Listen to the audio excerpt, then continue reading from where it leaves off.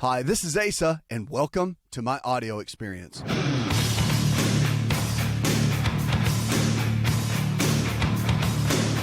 What are you struggling with? Let's talk about it. Your health and your life. So many times we get stuck in our rut. We get stuck in choices that we think, I'm in my 50s or in my 60s, and maybe it's a little bit too late to get started. It's never too late to get started. Our health really is our greatest wealth. And I see so many people that can make the change and they don't. And my hope for you is that you will. Is that if you need to lose 10 pounds, then you'll do it. If you have high blood pressure and the doctor's told you to start exercising because it will help, then you'll start. That if you need to start eating healthier and drop the cigarettes, that you'll get started. Maybe if it's not just for you individually, but maybe it's for those that love you, family members and friends and coworkers that need you to be healthy. That's what we want. We want you to be healthy, and because really, no matter how bleak life may seem, we really do need you. There is only one you, and no one else can replace you. Although you may think they can, they can't. And the greatest gift you could give all of us, I think, for any person is to be healthy, to make better habit choices, to eat better, to live better, to think better, and then your life can be better. That is really the bottom line. On this show, that's what we want to help you do. Make better choices, understand which direction to go, and then get going. And we'll hopefully be that kick in the pants to help make that happen. 888-283-7272. Give us a call or go to the website. Chris in Salem, Oregon says, I'm 33 and in relatively good health, other than I need to lose about 15 pounds. I was wondering what you recommend we starting with. Well, it's a great email. Because the reality is that's where about 70% of Americans really are, maybe even more than that. It's that 15 pounds and needing to really create change. First thing you've got to do is you've got to want it. I tell everybody that, because if you don't want it, if you just wake up one day and you get excited, you watch some exercise video, guy with abs, and you think, I want abs. What am I doing with this spare tire around my waist, right? You get that, you kind of get that feeling. And you think, well, what am I going to do? I just go out and start walking? Do I get some abdominal rolling machine? What do I do? Here's the basics. Decide you want it, because there's going to be good days and bad days. There's going to be days where the guy with abs doesn't really matter anymore, that you really want to follow a good game plan. I'll tell you that one of the big keys in this is getting a good nutrition plan, first and foremost. And here's what that means, because I know there's a lot of diets out there. I get that. The basics of what you want to focus on, you want to keep everything mostly in balance. Make sure you're getting 25 to 30% of your diet in healthy fats. Bar none, that is what most experts would agree on now, because a diet that has good amount of healthy fats in it is going to keep your hormone levels where they need to be. And really, that's critical, because if your hormones drop, then everything's going to drop, and you're not going to be able to get the lean body tissue that you're looking for. Everyone thinks fat makes you fat. It doesn't. So, Chris, I would tell you in this, to really, if you're wanting to start on your journey, you get your diet right first. Okay, that's the key. So focus on equal amounts, roughly, of lean quality protein sources like chicken, fish, beef, or eggs, low glycemic carbohydrates in the form of fruits and vegetables, and then your good healthy fats, your almonds, your walnuts, your cashews, your avocados. Getting those in balance gives your body a little bit of everything that it needs. You don't go heavy on the carbohydrates. Don't go heavy. Definitely get out of the sugar bandwagon and cut down the sugars. All that makes such a big difference in your overall health. So that's the first piece. The second is you have to exercise, period. So get your body moving on a regular basis. And if you haven't been exercising, then it's time to start. Literally 15 minutes a day to 20 minutes a day is all you really need if you do it vigorously. It has to be done with intensity. You can't get out and lollygag around. You've got to get your body moving. So if it's walking, if it's jogging, if it's riding a bike, you want to do it with passion. That's a key. Do it like you mean it. That's one of the biggest issues. I always tell people, you ever see somebody that gets excited about eating a pizza? They eat it with passion. I mean, it's like unbelievable. Well, with exercise, You've got to get out and do it with passion. You can't just halfway through it. It will not give you the benefits that all the studies talk about. You have to put some intensity behind it. And then I would say the third one to really get focused on is monitoring your environment. That's a key. Your environment is a key. And I mean emotional toxins. I mean toxins in the environment, your water supply, personal care products that you put on your skin that can alter hormones. I mean, there are a multitude of reasons to really be focused on more of the organic skincare products, to focus on drinking purified water and controlling what is somewhat, it's controlled in the environment, but there's limitations put on it. So we know there's certain chemicals in the water and things in the food that potentially over time could build up. The Environmental Working Group has stated that on their website with all the different known chemicals that are in the different areas, and personal care products too. So again, you can't live in a bubble, but you can create as much of a bubble as possible to be able to protect you and your family. But for you losing the weight, sometimes hormone issues can be that barrier that's keeping you from really reaching those goals. And that's one thing to really get in and focus on, is to make sure that you've got a little bit of everything that you need there. So those really, I would say, are the big three that you can focus on. So getting a good nutrition plan in order, exercising 5 to 6 days a week, 15 to 20 minutes vigorously with passion. And then third is to monitor your environment. Those three keys right there can make a big difference in you getting the results that you're looking for and heading in the right direction. 888-283-7272. Let's go to Paul now. Hi, Paul. I've been having a real bad case of heartburn of late. Don't understand what's causing it. Well, heartburn a lot of times really can come from a couple of different areas, but mainly you get a lot of heartburn when the body's not breaking down the proteins very well. And if you don't have enough hydrochloric acid, or you have too much hydrochloric acid in the stomach, that creates the reflux. The theory typically right now for many people is that if you don't have enough acid, then there's not enough HCl in the stomach to break the proteins and fats and that sort of thing down. So it creates a refluxing type action, and that's what creates the discomfort.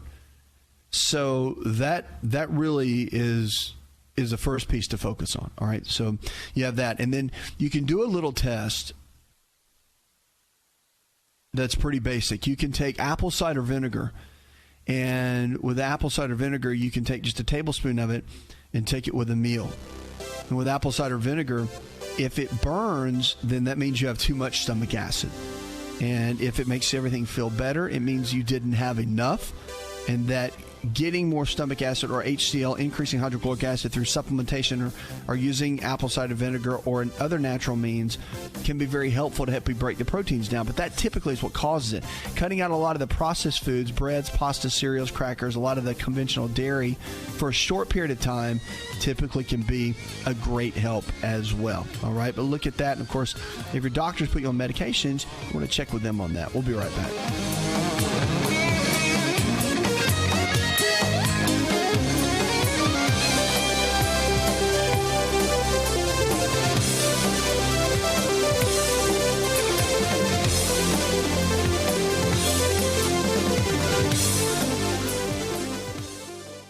Hi, it's Asa. I'm giving you a copy of my best-selling book for free to help you in your health journey today. I'll pay for the book. All you do is just cover the small shipping and handling costs. Go to asarx.com and get your free book today.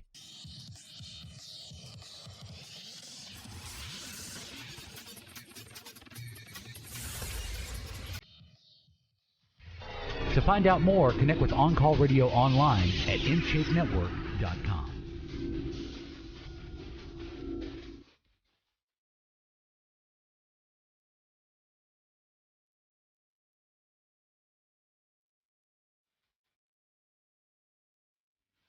Lines are open, 888-283-7272. Welcome back to the show. What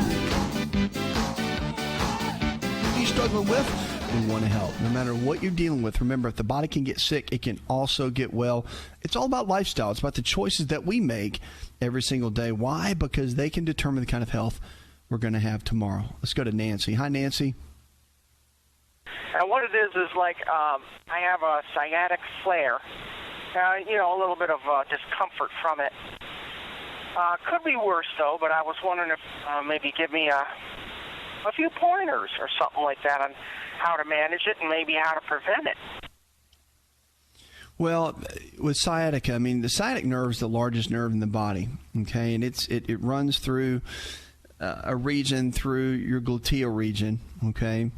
And with that, the little piriformis muscle can start spasming. It's this little muscle that wraps around the nerve. I really have seen, I mean, a lot of people will do kind of the muscle relaxers and anti-inflammatories, and that can settle it down. So that's your Band-Aid, okay? But to really get to the root cause of it, a lot of times there is a dispositioning of the pelvis, the hips. The lower back can shift and get positioned in a way that can really affect the overall posture of the body. And when that happens, and say people sit a lot, maybe they drive 5-6 hours, truckers are always in their cars, or maybe you sit at a desk all day and your posture and position is a certain way for how you have to work on the computer, whatever it might be. Over time, that can create issues within the spine, the lower back, and that can really create a challenge for the sciatic area. So you want to do everything you can to get that area, have the most motion, to keep the spine and the lower back healthy, the disc healthy in those areas. So what I've found is chiropractic care is really, visiting a chiropractor is great. I mean, chiropractic physicians, well trained in this area. I think probably the best. Now, osteopathic physicians work on this as well, and physical therapists do as well. But, from a non-surgical perspective, the most training for this really is with the chiropractic physician. And you can get, evaluation, get checked out. Typically, that's a great way to go. But you have to also address the inflammatory process too now. So you can use anti-inflammatories. Those are pretty much recommended, pretty much as standard of care in medicine. But there's some natural alternatives too you can look into. So, I mean, there's a great product called Amino Active, and you can check them out at aminoactive.com. But Amino Active is basically, it uses amino acids. That's where they get the name. So those are proteins. These proteins interact with certain homeopathic ingredients to create a non-toxic, extremely safe, non-addictive anti-inflammatory. And it's incredible at what it does. And it can help break down the proteins that create more of the inflammation. So it really gets to the root of the situation, more so than just dealing with the symptoms and being a Band-Aid for it. So although anti-inflammatories get rid of the inflammation, they do work, and the mechanisms of action are really, really amazing. You've got options. That works really, really fast. Then you've got a natural option you can look at too. So look at those and make the best choice for you. But don't forget that those are supplements and medications. You have to look at your overall lifestyle too. So maybe not sitting as much at work. Maybe it's standing at your desk, or you create a different desk situation. Or if it's driving, you stop every, they did a study, and if you stop every 5 minutes, stop once an hour for 5 minutes and walk around, then it negates a lot of the pressure and a lot of the negative issues from sitting all the time. So it increases blood flow. There's no undue pressure within the arteries. There's a lot of great issues. So people that sit a lot have to deal with the potential for blood clots and all that. Well, they've done studies, and they found that taking just 5 minutes every hour can decrease, and it eliminates it like you didn't even sit for an hour. So if we can start doing that on a regular basis, it really does make a big, big difference. And with sciatic pain, you've got to look at it chemically from the inside of what's happening, and also the outside. 888-283-7272. Give us a call or go to the website. Your favorite body wash might be danger to the environment. It's true. So a lot of advertisements talk about the no more blackheads and the clear pores in a lot of these beauty products. But it's about these little things called microbeads. You might have seen them. They're little teeny tiny balls of plastic. The average consumer is likely to be a daily user of microbead containing products, and they really come on the scene very strongly. However, they're tough on the environment. So the microbeads are little microplastics to very small balls of plastic, and over the past 10 years, they've become increasingly popular among producers of personal care products and as a gentler alternative really to natural exfoliants such as walnut shells. And recently, there's more than 100 products containing the microbeads on the U.S. store shelves, so they become very, very popular. So again, it's a lot of plastic junk that's getting dumped out. It's getting into the water supply. It's getting into the, of course, the marine system, the oceans. And they do have contaminants like PCBs and the polychlorinated biphenyls. So that this plastic absorbs these chemicals, which, again, the negative impacts we know for sure. And this is from all the studies that are done, Environmental Working Group, all of that talks about the immune system, the reproductive system, the nervous system, and the endocrine system in a lot of the animals. So that a lot of the tiny microbeads can be eaten by marine organisms. Of course, your plankton, your fish, seabirds, and all these, they ingest them, whether they mean to or not. And, of course, that gets into the flesh and gets into contaminating a lot of the fish. And that's where we have to get concerned because that's what we eat. So, again, what's being done to help? There's a little bit of, I guess, of a foundational effort to come in and look at this. There's an actual campaign. So Unilever, which is a company that said they would stop using plastics of all kind in its products, and Procter & Gamble, Johnson & Johnson, Colgate, and L'Oreal have also made pledges to fade all these microbeads out of the products in 2015, which is great. So a lot of the efforts and the initiatives to do that is good, but what you can do is not use the products and at least keep it out of the waterways, put it in the trash, and not using it so much, to go down the sink. I don't really know how you do that. I guess you could kind of wash your face over a trash can, but it seems like it'd be a little bit extreme. But at the same time, do everything you can to keep it out of the environment. More importantly, for all of us. We'll be right back.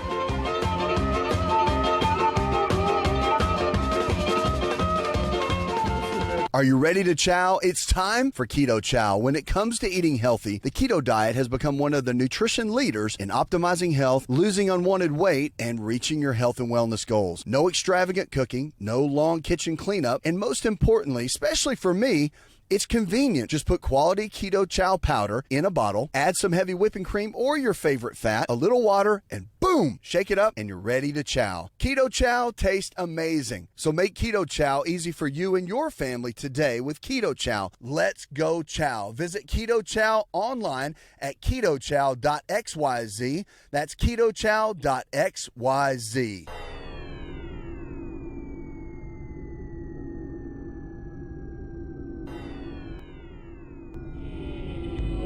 To find out more, visit the show online, InShapeNetwork.com.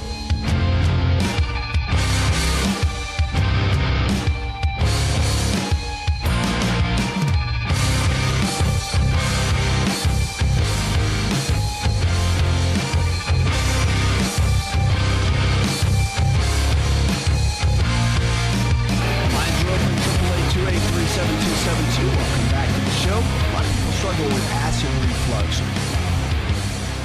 Call it GERD, gastroesophageal reflux disease. And I mean, it's really, really common. We've seen it. I think I've seen it more and more now than in many years past. But there's a lot of facts that I want to talk about with acid reflux and so much that can be done about it, even naturally, to really help and get in and make a difference. So let's get into that for just a minute. So acid reflux, of course, it occurs when stomach acid flows back upward into the esophagus. And the structure, the esophagus, of course, is the structure that connects the throat to the stomach. It's a little tube that does that. And basically, so a lot of people that have acid reflux are surprised to learn, really, that you have acid reflux without traditional complaint of heartburn. So you can actually have that without having any pains whatsoever. So here's some other facts that go along with it. Acid reflux affects about 60 million Americans. That's just quite a few, actually. So classically, acid reflux was thought to be a disease affecting white males over 50. But it no longer is true. Really, it affects every race, gender, and adult group. There's two types of the reflux disease. There's heartburn reflux, in which the main complaint is heartburn, and throat burn reflux, in which the main complaint is a chronic cough, frequent throat clearing, hoarseness, and a lump-like sensation in the throat. So throat burn is acid reflux without any heartburn complaints. Okay, the medical term for heartburn reflux is GERD. It's gastroesophageal reflux disease. And the medical term for throat burn reflux is LPR, or laryngopharyngeal reflux. That is a mouthful, for sure. So it can lead to more serious issues. The biggest is what's called Barrett's esophagus. And the biggest with that is, of course, it can affect anything from the stomach, the lungs, vocal cords, throat. But untreated, it changes the actual cells within the esophagus, and it goes from just normal, healthy cells to cancer cells. And that can happen over a period of time. And that's why it has to be treated so readily. So you want to avoid acidic foods if you do have acid reflux. And I'll tell you some natural things, too. I mean, there's quite a bit you can do, but you do want to avoid the acidic foods, the caffeine, the chocolate, the alcohol, tomatoes, onion, garlic, even the healthy foods. I mean, honey has a lot of acidic properties, and so does some of the berries themselves. They can trigger some of this, even though they tend to be more alkaline foods. They can still trigger it. So some other acidic foods to be concerned about, a lot of the grains. So the breads, the pastas, cereals, crackers. A low-acid, high-fiber diet is really what's recommended. So all 3 macronutrients can reduce inflammation. So you want to make sure you get good, lean-quality protein sources, okay, and then low-glycemic carbohydrates, and then your fruits and vegetables, getting everything into balance. So the diagnosis typically, I mean, your doctor comes in and they'll do some basic testing, and the traditional way is to put the camera in and guide it past the throat and the esophagus. Of course, the camera goes to the back, creates the gag reflex, which is not fun at all, but you make it through it. And then going through the nose, you can also do it that way. The bypass is the back of the mouth, and the gag reflex is not stimulated that way, the T&E, and they can go in and take a look at it. So, again, you really don't need IV sedation. Sometimes you do with going down through the throat itself with a gag reflex, but some people just take it and they just deal with it and let the camera go down. It's interesting though, because so many people do struggle with it, but naturally there are some things you can do. I really have seen a lot of people get good results coming off of a lot of those foods, such as we talked about, like the grains, the dairy products. That does make a difference. But then also making sure that you've got the right enzymes and everything that you need from the digestive perspective. I mean, proteolytic enzymes help break down proteins. They do really well. Then you got, of course, regular plant-based enzymes that help with a lot of the carbohydrates. But having the right digestive properties and eating the right kind of foods, sticking with, you can slightly cook your foods, but making sure that you're getting plenty of fruits and vegetables. There's so many live enzymes in our food supply that make a big difference in how food's processed and how our bodies handle them. Extremely, extremely important to get the right kind of foods in, and then using whole food supplementation to help as well. If you're dealing with this level of GERD, it's important to have those and utilize them. And even if, I keep enzymes with me even when I travel. So, of course, when I'm at home, I can control a lot of my food. But when you're out, you've got restaurants, you can tell them to not cook it in this and cook it in that. And they do the best they can, but there are properties in there that could be tough for your body to break down. And so it's good to take those probiotics for sure. When you're traveling, it can make a big difference in your overall digestive system until you get back into your normal routine. But yeah, GERD is a big deal. A lot of people struggle with it. Look at apple cider vinegar too. It is very, very important. A lot of naturopaths and alternative practitioners have been recommending apple cider vinegar for reflux many, many, many, many years, and tend to get really, really good results with it. 888-283-7272. Lines are open with questions about your health. You can give us a call or go to the website. And if you're looking for a lifestyle provider, someone in your area that believes the same way we do, you can check out the website, see one of our team members, and find them along the way. Easy to find right here on our show. Let's go to Janet. Hi, Janet. I'm calling about H. pylori. I want to know the best ways I can treat it with my diet. That's a condition I have. Well, the H. pylori, there's pretty much standard of care using the medications and using antibiotics. But with H. pylori too, there's some natural remedies that have been known to be helpful. I really recommend, though, that you talk with your physician. I do. It's important because H. pylori can cause a lot of issues in the body. And if it's not treated regularly and eliminated quickly, then it can cause some challenges. So, but the old one that's given is bismuth. Now, this is kind of the old remedy. If you've ever heard of Pepto-Bismol, well, they get the word bismol from bismuth that's actually in it. And I have seen a lot of family doctors in my world actually use bismuth salts, or they use Pepto-Bismol along with the treatment plan to help kill off the H. pylori, because it's so strong at working against that bacteria. So you might want to ask your physician about that. It's been used quite a bit. Some docs still don't recommend it. It just kind of falls off the radar because it's so old school.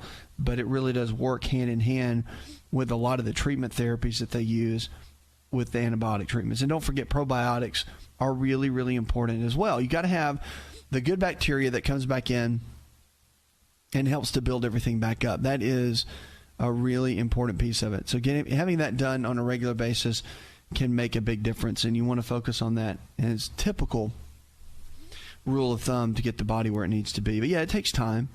But if you got a good routine going, then it can build it up. 888-283-7272. Lines are open with questions about your health. You can give us a call or go to the website. Now, our food of the day that I like to talk about today is, of course, you know me. Food, I believe, can be our best medicine in so many ways, and it really can. I mean, whether it's an herb or a vegetable or a healthy fat, whatever it might be, can come into your body. As much as the wrong kind of foods can break your body down, the right kind of foods can come in and really build it up and bring health and bring life to the body. And that's what I want to talk about. So this herb has been used for a long, long time. Matter of fact, the Cherokee Indians use this in a lot of their routines for any kind of digestive issues, dyspepsia. People had any kind of bowel-related issues, they use this. It's golden seal. It's one of the most popular herbs. I mean, I knew nothing when I was a kid about any of this stuff. Nothing about herbs or anything. But I knew about golden seal. It's like golden seal and echinacea are the two that were just wildly popular. But golden seal's been around forever. And, of course, the Indians actually prepared it as compounds. They used it with all kinds of respiratory issues, liver, heart. It was kind of the go-to back then. So in 1798, it had medicinal virtues that really started to attract attention. There were studies done on it as much as they could do at that time. And it was used to treat a lot of skin inflammations. It was used in the eyes and with the digestive as well, just like the Indians did. It's loaded with calcium, iron, manganese, vitamin A, vitamin C, vitamin E, and the B complex. Loaded with those. And, of course, the root of it has certain ribosomes of the golden seal, and it contains a lot of the alkaloids, which is extremely potent at supporting the body. Now, berberine is the most likely responsible golden seal effectiveness component alkaloid against bacteria, protozoa, fungi, and streptococci. So, I mean, it's got incredible properties. Even clinical trials and studies have been done to show its effectiveness in the treatment of diarrhea caused by E. coli. That's the one you get when you travel. And giardia. So, I mean, those that are just the ones that you just you just pray you don't get when you go outside of the country and certain other countries. It's protective against that. Matter of fact, a lot of doctors will recommend you take that and go ahead and get on it if you're traveling to help protect the body against it. So pretty strong stuff. And recently, they've been doing some studies on it about how it helps with eczema and ringworm, so as an ointment. So, I mean, there's so many great properties with herbs, with foods that can transform our health. And the good news is it brings life back to our body with the choices that we make. Coming up, we're going to jump in, grab more of your questions, and also some fitness tips when we come back.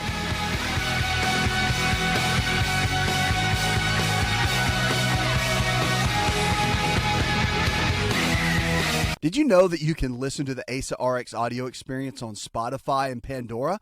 For all the ways to watch and listen, check out our show page at asarx.com/experience.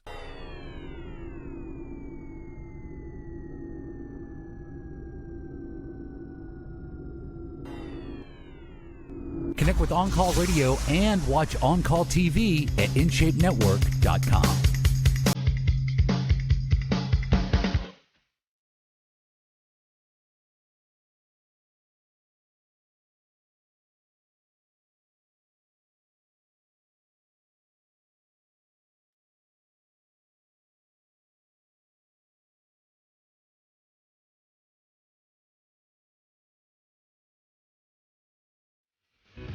are open, 888-283-7272. Welcome back to the show. Check us out on the web. If you're looking for lifestyle providers, someone in your area that believes the same way we do, to help you with your weight, to help you with wellness, to help you go to that next level with how you're feeling, check out the website. Our team members are growing all around the country, and of course our staff can help you find someone in your area.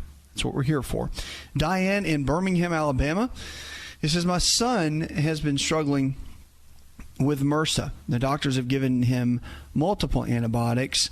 Is there anything that you would recommend? Well, with MRSA, you really want to follow what they're telling him because, again, the MRSA gets resistant, obviously, to antibiotics, but they usually can test and find which ones can help. So I'm sure they're working through that. One thing I would ask the doctors for him is to make sure that he's taking a good round of probiotics, the healthy bacteria, to make sure as he's taking so many antibiotics, it's wiping everything out. But the probiotics put back in the good bacteria so that the body can really thrive and do well. And a lot of times, if they're not added back in, the immune system doesn't really shine as much as it could, and everything doesn't work the way that it needs to, especially when you're dealing with something like MRSA. So I would simply just ask and make sure that's okay. But typically, they're going to, most of the time, they even give those regardless. Now it's almost become a standard protocol and standard of care.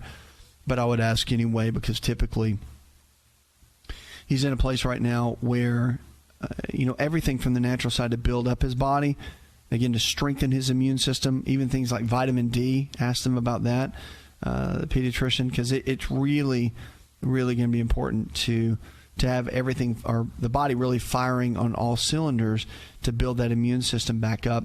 And typically, those are some of the basics that have good evidence support behind them from the scientific community, and they should be pretty much okay with that. All right, 888-283-7272.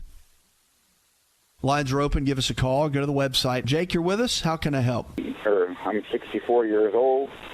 I just don't know and I know I've got low T, and I haven't had any medical since '04, so I'm going to be getting some medical shortly here.